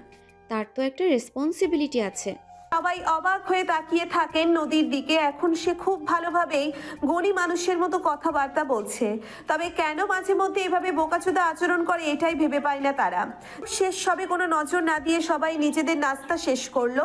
নদীও আয়ানের সঙ্গে বসে আজ সকালের খাবারটা খেয়ে নিল। খাওয়া দাওয়া শেষ হতেই আয়ান নদীকে বলতে লাগলো, যাও তাড়াতাড়ি করে রেডি হয়ে আসো। তোমার ভাইয়া তোমার প্রয়োজনীয় কাগজপত্র সব নিয়ে এসেছে। আমি আজকেই তোমাকে স্কুলে ভর্তি করে দেব। তোমাকে স্কুলে ভর্তি করে দিয়ে তারপর আমি হসপিটালে যাব। আয়ান এদিকে নিয়ে স্কুলে যাবে কথাটা শুনেই নদী ভীষণ খুশিতে লাফাতে লাফাতে রুমে চলে গেল। তাড়াতাড়ি করে রেডি হয়ে নিচে চলে আসলো। আয়ান তার আব্বু আম্মুর কাছ থেকে বিদায় নিয়ে নদীকে নিয়ে বাসা থেকে বের হয়ে গেল স্কুলের উদ্দেশ্যে। স্কুলে গিয়ে প্রিন্সিপালের সঙ্গে কথা বলে নদীর ভর্তির বন্দোবস্ত করলো। নদীকে ক্লাস 7-এ ভর্তি করে দেওয়া হলো। আয়ান নদীকে ক্লাসরুমে পৌঁছে দিয়ে সবকিছু বুঝিয়ে দিয়ে তারপর সেখান থেকে চলে আসলো। আর ড্রাইভারকে বলে আসলো বিকেলে যখন নদীর স্কুল ছুটি হবে তখন নদীকে নিয়ে বাসায় চলে যেতে। এই বলে সে হসপিটালে চলে আসে। নদী প্রথম দিনের স্কুল ভীষণ এনজয় করছিল। স্কুলের সব বাচ্চাগুলো খুবই মিশুক, মেয়েদের সঙ্গে মিশছিল, হাসছিল, খেলা করছিল। এদিকে আয়ান হসপিটালে এসে কাজে ব্যস্ত হয়ে পড়ে। দেখতে দেখতে কখন যে দুপুর গড়িয়ে বিকেল হয়ে গেল তার খেয়ালই ছিল না। দুপুরের খাবারটা খাওয়ার সময় পায়নি, এতটাই ব্যস্ত ছিল সে। ঠিক ওই মুহূর্তেই বিকেল 3টের দিকে হঠাৎ করেই অবন্তী আয়ানকে ফোন করে। ভীষণ বিরক্ত নিয়ে আয়ান অবন্তীর ফোনটা রিসিভ করে আর তখনই অপর প্রান্ত থেকে শুনতে পায়, আয়ান, আধা ঘন্টার মধ্যে তোমার হসপিটালের সামনে কফি শপে চলে আসো। আমি ওখানেই তোমার জন্য ওয়েট করছি। Abanti, please try to understand. আমি ব্যস্ত আছি, এখন আসতে পারবো না। আমি তোমার কোনো কথা শুনতে চাই না। যেটা বলছি সেটাই করো। আর তা না হলে কিন্তু আমি ডাইরেক্ট হাসপাতালে এসে এমন কিছু করে বসবো যেটা তুমি কল্পনাও করতে পারবে না। অবন্তীর এমন কথাই একটু ভয় পেয়ে গেল আয়ান, কারণ সে খুব ভালো করেই জানে অবন্তী টু তার যারা টাইপের। সে যখন ভালো থাকে তখন ভালোর কোনো সীমা নেই, আর যখন তার মাথা খারাপ হয়ে যায় তখন সে যা ইচ্ছে তাই করে ফেলতে পারে। তাই আয়ান কোনো রিস্ক নিতে না চেয়ে তাড়াতাড়ি করে হসপিটালের বাইরে চলে আসলো, যেখানে অবন্তী তার জন্য বসে অপেক্ষা করছিল। আয়ান কফি শপে এসে দেখতে পেল অবন্তী আগে থেকে সেখানে বসে অপেক্ষা করছে। আয়ান অবন্তীর সামনে গিয়ে দাঁড়ালো। অবন্তী রেগে আয়ানের দিকে তাকিয়ে আছে। আয়ানকে চোখের সামনে পেয়ে যেন তার রাগ আরো 3 গুণ বেশি বেড়ে গেল। সে তখনই আয়ানকে বলতে লাগলো, সমস্যা কি তোমার? তুমি আমাকে এইভাবে অ্যাভয়েড করছো কেন? প্লিজ অবন্তী, শান্ত হও। আমি তোমাকে কিছু বলতে চাই। তোর বলার গুষ্টি কিলাই। হারামজাদা, তুই কয়েকদিন ধরে আমার সঙ্গে কি করেছিস সেটা তুই নিজেও জানিস না। আমি তোকে বিয়ে করব। তুই এক্ষুনি আমার সঙ্গে কাজী অফিসে চল। প্লিজ অবন্তী, তুমি তোমার মাথাটা ঠান্ডা করো। এভাবে হুটহাট করে কোনো সিদ্ধান্ত নেওয়া যায় না। তাছাড়া আমি বললাম তো আমি তোমাকে কিছু বলতে চাই, সেটা তো তোমাকে শুনতে হবে নাকি? আমি তোর কোনো কথাই শুনবো না। উল্টে আমি তোকে যেটা বলছি সেটাই তোকে শুনতে হবে। তুই এক্ষুনি আমার সঙ্গে কাজী অফিসে যাবি, আর তারপর সেখানেই তোকে আমি বিয়ে করব। এই বলে অবন্তী আয়ানের হাত ধরে টানতে টানতে কফি শপ থেকে নিয়ে বের হতে চাইছিল, আর তখনই আয়ান এক ঝটকায় নিজের হাতটি ছাড়িয়ে নিয়ে অবন্তীকে বলতে লাগলো, আরে কিসের বিয়ে করব আমি তোমাকে? আমি তো অলরেডি বিয়ে করে ফেলেছি। আয়ানের এমন কথাই যেন মাথায় আকাশ ভেঙে পড়লো অবন্তীর। সে চিৎকার দিয়ে বলতে লাগলো, এসব কি বলছো তুমি? আয়ান, তোমার কি মাথা খারাপ হয়ে গেছে নাকি? তুমি কাউকে বিয়ে করে ফেলেছো? আমরা দুইজন কত বছর ধরে রিলেশনে আছি, সেটা তোমার মাথায় আছে তো? হ্যাঁ, অবশ্যই মাথায় আছে। কেন মাথায় থাকবে না? তবে আমি আমার ফ্যামিলির বিরুদ্ধে গিয়ে কখনো কিছু করতে পারবো না, সেটা তোমাকে আমি রিলেশনের শুরুতেই বলেছিলাম। আর আমার আব্বু আম্মু আমাকে বিয়ের জন্য প্রেশার দিচ্ছিল। তারা একটা মেয়েকে আমার জন্য পছন্দ করেছিল। আমি তাদের মুখের উপর না বলতে পারিনি, তাই আমি ওই মেয়েটাকে বিয়ে করে নিয়েছি। বাহ, অসাধারণ। তোমার কথা শুনে না আমার ভীষণ হাসি পাচ্ছে। তুমি একটা শিক্ষিত ছেলে হয়ে কি বলছো এসব? জানো তুমি? হ্যাঁ, আমি খুব ভালো করেই জানি আমি কি বলছি। আর আমি এটাও খুব ভালো করে জানি যে তুমি আমার কথা এত সহজে বিশ্বাস করতে চাইবে না। তোমার যদি আমার কথা বিশ্বাস নাই হয়ে থাকে তাহলে তুমি আমার আম্মুর সঙ্গে কথা বলে শিওর হয়ে নিতে পারো। দেখো আয়ান, ফাজলামোর একটা লিমিট থাকা প্রয়োজন। তুমি কিন্তু সেই ফাজলামোর লিমিট ক্রস করে ফেলেছো। আমি কিন্তু এসব আর টলারেট করব না। অবন্তী, প্লিজ বিলিভ মি, আমি কোনো ফাইজলামো করছি না। যা বলছি একদম সত্য কথা বলছি। আমি সত্যি বিয়ে করে ফেলেছি আমার ফ্যামিলির পছন্দ করা একটা মেয়েকে। অবন্তী যেন আরো বেশি তেলে বেগুনে জ্বলে উঠলো। অবন্তী এসে যেন নিজের রাগ আর কোনোভাবেই কন্ট্রোল করতে পারছিল না। প্রচন্ড লেভেলের রেগে গিয়ে চিৎকার করে বলতে লাগলো, যদি ফ্যামিলির পছন্দের বিয়ে করবে তাহলে এতদিন আমার সঙ্গে এইভাবে ড্রামা কেন করলে? আমি কি বলেছিলাম আমার সঙ্গে এইসব ড্রামা করতে? সব কিছুর জন্য আই অ্যাম সো সরি, কিন্তু যেটা সত্য সেটা তোমাকে মেনে নিতেই হবে। হ্যাঁ, এটা সত্যি যে আমি তোমাকে ভালোবেসে ফেলেছিলাম, কিন্তু আমার ফ্যামিলির মুখের উপর কথা বলার মতো দুঃসাহস আমার কোনো কালেই ছিল না। তাই তো বাধ্য হয়ে বিয়েটা আমাকে করে নিতে হলো। ওকে ফাইন, যা করছো ভালো করছো, তবে এর ফল তোমাকে ভোগ করতেই হবে। আজ না হোক কাল, এই তোমাকে বলে গেলাম। এই বলে চোখ দিয়ে আগুনের ফুলকা ঝরাতে ঝরাতে অবন্তী সেখান থেকে চলে গেল। আর আয়ান কফি শপ থেকে বের হয়ে হসপিটালে চলে আসে। তখনই তার হঠাৎ করে মনে পড়লো নদীর কথা। তখনই সঙ্গে সঙ্গেই ড্রাইভারকে ফোন দিল। ড্রাইভার জানালো এখনো নাকি স্কুল ছুটি হয়নি, ড্রাইভার এখনো স্কুলের সামনেই অপেক্ষা করছে। তাই আয়ান ড্রাইভারকে বলে দিল স্কুল ছুটি হওয়ার পর নদীকে নিয়ে তবেই বাসায় ফিরতে। এই বলে কল কেটে দেয় আয়ান। আর এদিকে ড্রাইভার স্কুলের সামনে বসে বসে নদীর জন্য অপেক্ষা করতে থাকে। বিকেল 3:30টার দিকে নদীর স্কুল ছুটি হয়। স্কুল ছুটি হতেই স্কুলের গেট দিয়ে বের হতে যাবে, তখনই ড্রাইভার তার সামনে গিয়ে দাঁড়ালো। তারপর তাকে নিয়ে বাসায় চলে আসলো। বাসায় আসতেই আয়ানের আম্মু নদীকে ড্রয়িং রুমের সোফায় বসতে দিয়ে বলতে লাগলো, কি ব্যাপার, আমার মা জননীর প্রথম দিনের স্কুল কেমন কাটলো আপনার? খুবই ভালো। ওখানে আমার অনেকগুলো বন্ধু পেয়েছি, সবাই অনেক মিশুক, সবাই আমার সঙ্গে খেলাধুলা করে। ওখানে তো আমার খুবই ভালো লেগেছে। আমার তো বাসায় আসতে ইচ্ছে করছিল না, কিন্তু কি করব, আমার জামাইটাকে যে বাসায় রেখে গেছি, আসতে তো হতোই। নদীর এমন কথাই মুচকি মুচকি হাসতে লাগলেন আয়ানের আম্মু। অন্যদিকে সোফায় বসতে দিয়ে চলে গেলেন কিচেন নদীর জন্য ঠান্ডা এক গ্লাস লেবুর শরবত বানিয়ে নিয়ে তবেই ফিরলেন। শরবতের গ্লাসটা নদীর হাতে তুলে দিতেই নদী ঢকঢক করে পুরো শরবতটাই খেয়ে নিল। নদীর এমন কর্মকাণ্ডে ভীষণই অবাক হন আয়ানের আম্মু, তাই তিনি নদীকে বলতে থাকেন, কি ব্যাপার আম্মাজান, আপনার বুঝি খুব ক্ষুধা লেগেছে? হ্যাঁ, আসলে সকালবেলা নাস্তা করে গিয়েছিলাম, তারপর আর কিছুই খাওয়া হয়নি। এখন খুব ক্ষুধা লেগেছে। বলতেই আয়ানের আম্মু তাড়াতাড়ি করে কিচেনে চলে গেলেন আর তারপরে এই নদীর জন্য খাবার নিয়ে চলে আসলেন। নিজের হাতে তিনি নদীকে খাবারটা খাইয়ে দিতে লাগলেন। নদীও তখন ছোট বাচ্চার মতো শান্তভাবে আয়নের আম্মুর হাতে সম্পূর্ণ খাবারটাই খেয়ে নিল। খাওয়া শেষ হলে আয়নের আম্মু নদীকে তার রুমে নিয়ে আসলো। নদী রুমে গিয়ে আগে ফ্রেশ হয়ে নিল আর তারপর বিছানায় শুয়ে কিছুক্ষণ বিশ্রাম নিতে লাগলো। বিছানায় এড়িয়ে দিতে কখন যে তার চোখে ঘুম চলে আসলো সেটা তার একদম খেয়ালই ছিল না। যখন ঘুম ভাঙলো তখন দেখতে পেল অলরেডি রাত 8টা বেজে গেছে। দুটি চোখ তুলে সামনের দিকে তাকাতেই দেখতে পেল আয়ান সোফায় বসে বসে মোবাইলে কিছু একটা দেখছে। নদী বিছানা থেকে নেমে গিয়ে আয়ানের পাশে বসলো। আয়ানের কাঁধে হাত রেখে বলতে লাগলো, কি ব্যাপার, তুমি কখন বাসায় আসলে? আর আমাকে একবারের জন্য ডাক দিলে না যে? এই তো কিছুক্ষণ হলো বাসায় এসেছি, তুমি তো ঘুমাচ্ছিলে তাই তোমাকে বিরক্ত করিনি। ও মা, ঘুমাচ্ছিলাম তো কি হয়েছে? তুমি বাসায় এসেছো আর আমাকে ডাক দিবে না, এমনটা হয় নাকি? একা একা ভালো লাগছিল না, তাই তো বিছানায় শুয়েছিলাম। কখন যে চোখটা লেগে গেছিল খেয়াল নেই। ঠিক আছে বাবা, কোনো সমস্যা নেই। তোমার যখন খুশি তখন তুমি ঘুমিয়ে যেও, যখন যা ইচ্ছে হয় তখন তুমি তাই করো। এই বাড়িতে তুমি সম্পূর্ণ ফ্রিডম পাবে। এই বাড়িতে কেউ তোমাকে কোনো কিছুতেই বাধা দেবে না।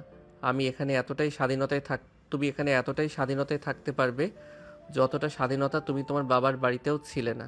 তুমি সত্য কথা বলছো নাকি মিথ্যে কথা বলে আমায় সান্ত্বনা দিচ্ছ? আর এসব কি বলছো তুমি? আমি তোমাকে মিথ্যা কথা কেন বলবো? যা বলছি একদম সত্য কথাই বলছি। তুমি আমার বউ হও, আর এই বাড়িতে তোমার জায়গাটা শুধুমাত্র বউয়ের নয়, তুমি এই বাড়িতে আর 5টা মেয়ে যেমন বাবার বাড়িতে স্বাধীনতায় থাকে ঠিক সেই স্বাধীনতায় থাকবে। কারণ আমার আম্মুর কোনো মেয়ে সন্তান নেই। আমার আম্মু তোমাকে ভীষণ ভালোবাসবে। হ্যাঁ, এটা তুমি একদম ঠিক কথাই বলেছ। আন্টি আমাকে সত্যিই ভীষণ ভালোবাসে। আন্টির ভালোবাসায় আমি মুগ্ধ। এতক্ষণ পর্যন্ত সবকিছু ঠিকঠাকই ছিল, কিন্তু এরপর আয়ান যেটা বলল সেটার জন্য একদমই প্রস্তুত ছিল না নদী। আয়ানের কথা শুনে মুহূর্তের মধ্যেই ফর্সা মুখটা কালো হয়ে গেল নদীর। আর আয়ান কি বলল সেটা শোনার জন্যই তো অপেক্ষা করছেন আপনারা, তো চলুন সেটাও বলে দেওয়া যাক আপনাদেরকে। সোনা, তুমি তো এখন স্কুলে ভর্তি হয়েছো, এখন যে তোমাকে ঠিকঠাকভাবে পড়াশোনা করতে হবে, তা না হলে তো তুমি পরীক্ষায় ভালো রেজাল্ট করতে পারবে না। চলো পড়তে বসো, আমি তোমাকে পড়াবো। না, আমি পড়তে পারবো না। তুমি তো বলেছিলে শুধু আমাকে স্কুলে ভর্তি হতে হবে। আমি তো স্কুলে ভর্তি হয়েছি, কিন্তু পড়তে হবে সেটা তো বলনি। আরে বাবা, এটা কেমন কথা? স্কুলে ভর্তি হবে আর পড়াশোনা করবে না? স্কুলে ভর্তি হলে পড়াশোনা করতে হয়। চলো আমি তোমাকে পড়াবো। না, আমি পড়বো না। আমি কিন্তু ভীষণ কান্না করব। বলেই নদী ছোট বাচ্চাদের মতো কান্না করতে শুরু করে দিল। আয়ান কিভাবে নদীকে সামলাবে সেটাই ভেবে পায় না। তার মাথা একদম উল্টো পাল্টা হয়ে যায়, কিন্তু কিছুই করার নেই, এটাকে সামাল দিতেই হবে। তাই আয়ান কোনো রকমে নদীকে বোঝাতে শুরু করলো। প্রায় 2 ঘন্টা পর সেই নদীকে বোঝাতে সক্ষম হলো। আর তারপরেই নদীকে পড়ার টেবিলে নিয়ে গেল আয়ান। নদীকে পড়া বুঝিয়ে দিতে লাগলো। নদী ছোট বাচ্চাদের মতো আয়ানের দিকে হাঁ করে তাকিয়েছিল। পড়া বুঝতে ছিল নাকি বুঝতে ছিল না সে ব্যাপারেও তার কোনো ভ্রুক্ষেপ ছিল না। এর পরের দিনগুলো এভাবেই কাটতে লাগলো। আয়ান প্রতিদিন সকালবেলা হসপিটালে যাওয়ার সময় নদীকে স্কুলে নামিয়ে দিয়ে যেত, আর স্কুল ছুটি হলে ড্রাইভার নদীকে নিয়ে বাসায় চলে আসতো। এদিকে আয়ান আবারও হসপিটাল থেকে এসে নদীকে নিয়ে পড়তে বসতো। সে নিজেই নদীকে সব পড়া বুঝিয়ে দিত। সে খুব ভালো করে জানে তো নদীর যেরকম মেন্টালিটি অবস্থা, তাকে অন্য কোনো টিউশন টিচারের কাছে দিলে সে কোনোভাবেই পড়তে পারবে না। তার চাইতে বরঞ্চ এটাই ভালো হয় আয়ান নিজেই তাকে পড়াটা কমপ্লিট করে দিল। আর এদিকে আয়ানেরও সেরকম কোনো প্রবলেম হতো না, কারণ সে সায়েন্সের স্টুডেন্ট ছিল, পড়াশোনায়ও যথেষ্ট ভালো ছিল, তাই নিজেই দায়িত্ব নিয়ে নদীর পড়া কমপ্লিট করে দেয়। এভাবেই চলতে থাকে সময়টা। দেখতে দেখতে প্রায় 8 বছর কেটে গেল। এবছর নদী অনার্স করছে।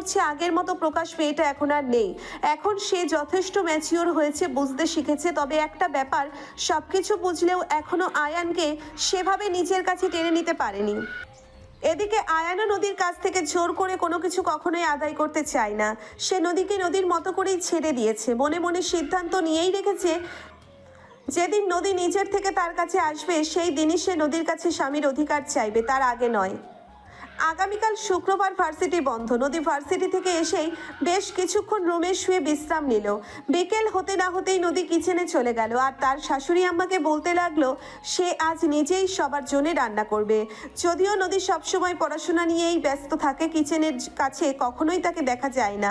তার শাশুড়িও তাকে কিচেনে যেতে দেয় না, তিনি নিজেই দায়িত্ব নিয়ে সব কিছু করে থাকেন। তবে আজ যখন নদী নিজের থেকে সবার জন্য রান্না করতে চাইলো, তিনি আর আটকালেন না, নদীকে সব কিছু দেখিয়ে দিলেন। তারপর নদী নিজের হাতেই সব কিছু রান্না করলো। রাত 8টা বাজে। নদী রান্না বান্না শেষ করে আজ শাড়ি পরে সুন্দর করে সাজুগুজু করে রেডি হয়ে বসে অপেক্ষা করছে আয়ানের জন্য। কলিং বেলের শব্দ হতেই দৌড়ে গেল নদী দরজাটা খুলে দিতে। আয়ান নদীকে দেখে একদম হতভম্ব হয়েছে। মেয়েটা কোনোদিন বাসার ভিতরে শর্ট প্যান্ট আর টি শার্ট ছাড়া অন্য কোনো ড্রেস পরে না, সেই মেয়েটা কিনা আজ শাড়ি পরেছে। যেন নিজের চোখে বিশ্বাস করতে পারছে না আয়ান। তাই তো সে নিজের হাতে একটা চিমটি কাটে। সে ব্যথা পেল, তখন সে বুঝতে পারলো সে বাস্তবে আছে। আর এদিকে আয়ানের এমন কর্মকাণ্ড দেখে নদী একটু রেগে গিয়ে বলতে লাগে, কোন ধরনের ফাজলামো? আমি এখানে দাঁড়িয়ে আছি, এটা কি তোমার বিশ্বাস হচ্ছে না? সত্যি বিশ্বাস করো, আমি এটা বিশ্বাস করতে পারছি না যে আমার সামনে তুমি দাঁড়িয়ে আছো। তোমার সামনে আমি দাঁড়িয়ে আছি, আমার ভূত দাঁড়িয়ে নেই, বুঝতে পেরেছো ডিয়ার? এখন চলো, আজ আমি নিজের হাতে তোমার পছন্দের সব খাবার রান্না করেছি। নদীর এমন কথায় আরো ভীষণ রকম অবাক হয় আয়ান। কিন্তু তারপরেও নদী আয়ানকে কোনো কথা বলার সুযোগ না দিয়েই টানতে টানতে ড্রয়িং রুমে নিয়ে গেল। আয়ানের হাত থেকে ব্যাগটা রেখে দিয়ে তাকে রুমে নিয়ে গেল, হাতে টাওয়াল ধরিয়ে ওয়াশরুমে ঢুকিয়ে দিল। আয়ান ফ্রেশ হয়ে আসলো আর তারপরেই নদী আয়ানকে নিয়ে খাবার টেবিলে চলে গেল। নদী তার শ্বশুর শাশুড়িকেও খাবার টেবিলে ডেকে নিল। সবাই মিলে একসঙ্গে খেতে বসলো। নদী সবাইকে খাবার সার্ভ করে দিল। আয়ান প্রথমে খাবার মুখে নিল। সে বিশ্বাসই করতে পারছিল না এটা নদী রান্না করেছে। সত্যিই খাবারগুলো অসম্ভব মজার হয়েছে। সবাই খাবার খাচ্ছে, তখনই হঠাৎ করেই আয়ানের আম্মু বলে উঠল, আমার বৌমা তো এখন বড় হয়েছে, এবার কি আমাদের জন্য ছোট্ট একটা নদী নিয়ে আসা যায় না? কারণই বুঝতে বাকি রইল না আম্মু কি বলতে চাইছে। এদিকে কথাটা শুনেই নদীর মুখটা লজ্জায় একদম লাল হয়ে গেছে। সে নিচের দিকে তাকিয়ে মুচকি মুচকি হাসছে। তখনই আয়ান নদীর কানের কাছে মুখ নিয়ে বলতে লাগলো, যাকে এখনো বউ করেই পেলাম না তার কাছে আবার ছোট নদী আশা করাটা বোকামি ছাড়া কিছুই না, তাই না? যে হাতের কাছে খাবার রেখেও খেতে চায় না, দোষটা তো তার আসলে। ও আচ্ছা, তাই নাকি? তাহলে সেই ভুলের মাসুল তো গুনতেই হবে। বলেই একটা শয়তানি মার্কা হাসি দিল আয়ান। নদীর সেই হাসির অর্থ বুঝতে বাকি রইল না। কিন্তু খাবার টেবিলে বসে আছেন শ্বশুর শাশুড়ি, তাই এখানে আর কোনো রিয়াকশন দেওয়া চলবে না। তাই খাবারের প্লেটেই মনোযোগ দিল নদী। সেই সঙ্গে আয়ানও খাবার খেতে লাগলো আর দুষ্টু মিষ্টি একটা সংসারের স্বপ্ন দেখতে লাগলো। সুপ্রিয় ভিউয়ার্স, আমাদের আজকের গল্পটা এই পর্যন্ত ছিল। গল্পটা কেমন হয়েছে ছোট্ট একটা কমেন্টে জানাবেন। ভালো লাগলে লাইক, কমেন্ট এন্ড শেয়ার করে পাশেই থাকবেন। নিত্য নতুন ভালোবাসার এমন রোমান্টিক গল্প শুনতে আমাদের চ্যানেলটিকে সাবস্ক্রাইব করবেন। এতক্ষণ সাথে থাকার জন্য ধন্যবাদ। সবাই ভালো থাকবেন, সুস্থ থাকবেন। আবারও দেখা হবে নতুন কোনো ভালোবাসার গল্পে। সেই পর্যন্ত সবাই অপেক্ষায় থাকুন। আল্লাহ হাফেজ।